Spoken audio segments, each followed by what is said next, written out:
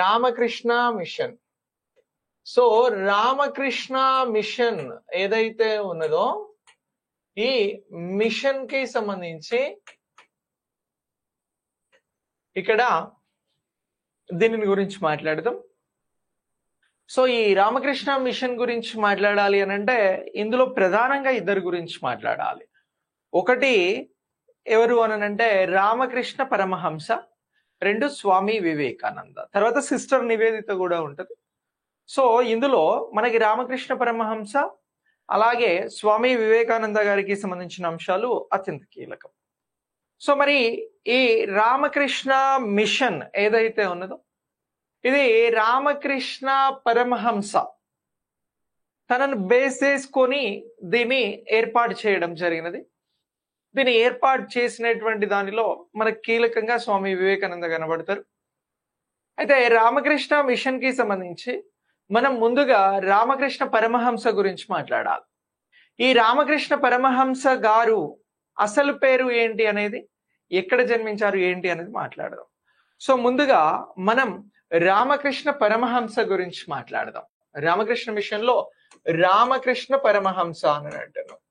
So ఈ రామకృష్ణ పరమహంస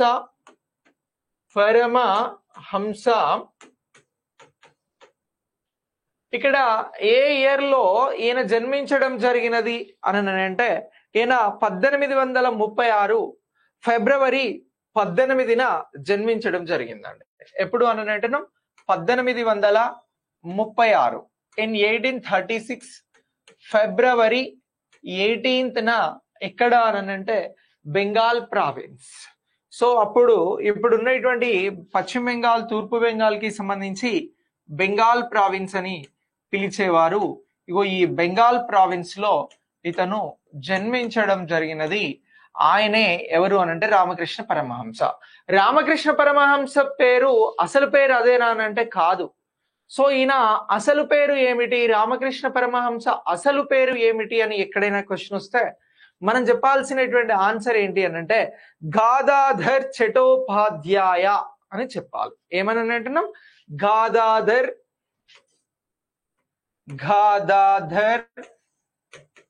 చటోపాధ్యాయ.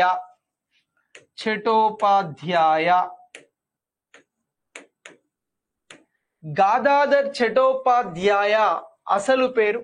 ఈయననే ఇంకా ఏమని పిలిచారు అనంటే గంగాధర్ చటర్జీ అని చెప్పేసి కూడా పిలవడం జరిగింది. ఏమని పిలిచారు? గంగాధర్ చటర్జీ అని కూడా పిలవడం జరిగినది. సో ఇలా ఈ గాదాధర్ చటోపాధ్యాయ, గంగాధర్ చటర్జీగా ఉన్నటువంటి అసలు పేరే ఆ తరువాత రామకృష్ణ పరమహంసగా మారింది అనేటువంటి అంశాన్ని మనం ఇక్కడ గుర్తించాలి. మరి బెంగాల్ ప్రావిన్స్ లో 1836 ఫిబ్రవరి 18న ఈ గాదాధర్ చటోపాధ్యాయ, గంగాధర్ చటర్జీ అనే అతను బ్రాహ్మణ కుటుంబంలో జన్మించడం జరిగింది. అంటే ఈయన బ్రాహ్మణుడు అనేటువంటి అంశాన్ని మనం ఇక్కడ గుర్తించాల్సి ఉంటుంది.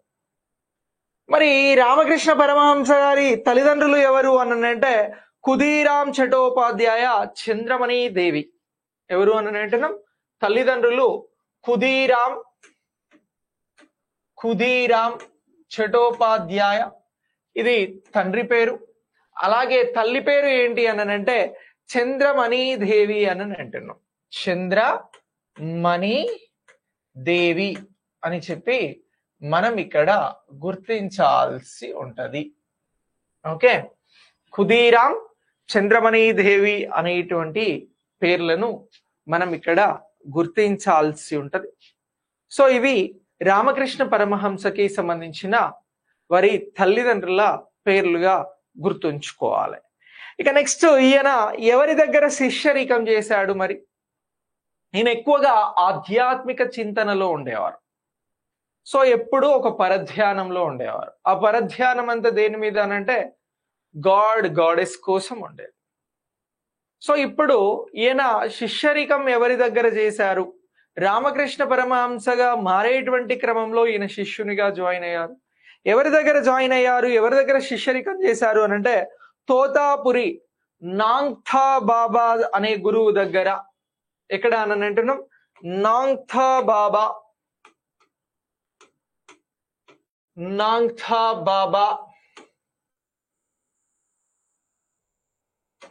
ఈయన గురువు.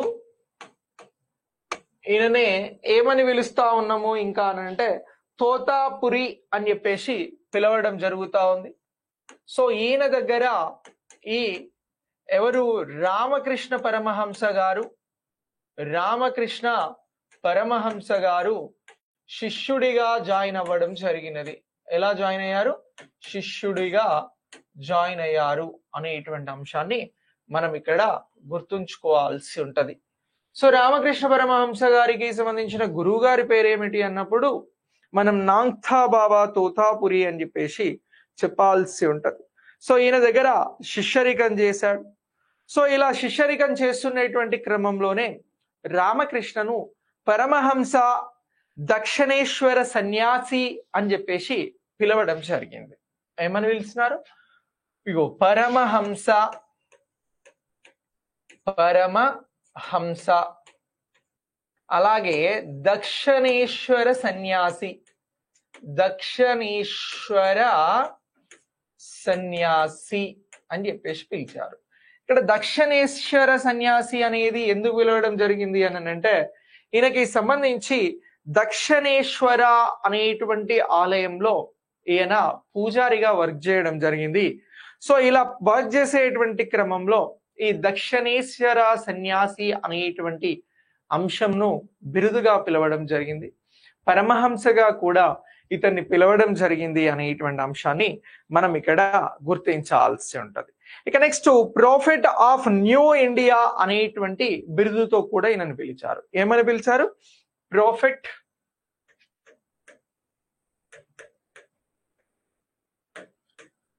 ఆఫ్ న్యూ ఇండియా అని చెప్పేసి పిలవడం జరిగినది. ఓకే, ఇవి ఎవరి బిరుదులు అని అంటారు?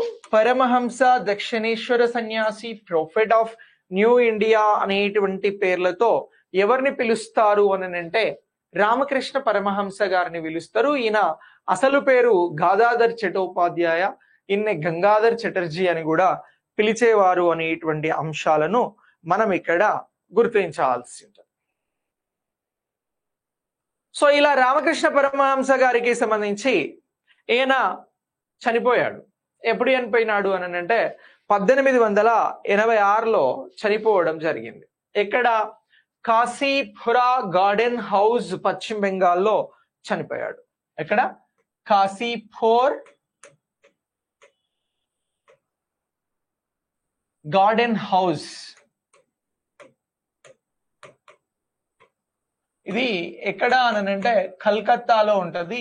ఇగో ఇక్కడ ఈ రామకృష్ణ పరమహంస గారు మరణించడం జరిగినది. మరణించారు అని అంటున్నాం. సో ఎప్పుడు మరణించారు అని అంటే 1886లో మరణించడం జరిగినది. సో 1886లో ఏ కారణం చేత మరణించాడు ఈయన అని అంటే క్యాన్సర్ వ్యాధితో మరణించాడు. రామకృష్ణ పరమహంస గారు క్యాన్సర్ కారకంగా చనిపోవడం జరిగినది 1886.